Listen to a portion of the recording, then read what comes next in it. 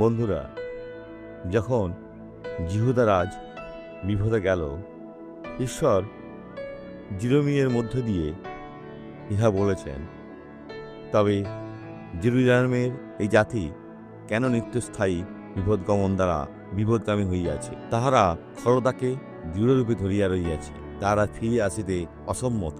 আর ইহা ঘটল, জানেন তাদের কি হয়েছিল? তারা বন্দিত্বে গিয়েছিল ঈশ্বরের মরুভূমিতে।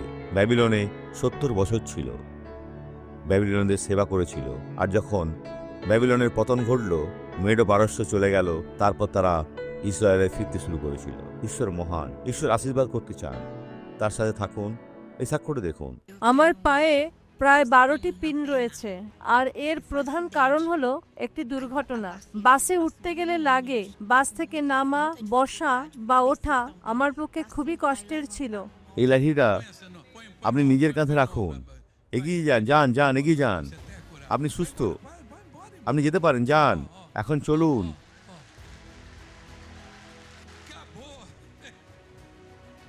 এটা শেষ হয়েছে। প্রার্থনা করি।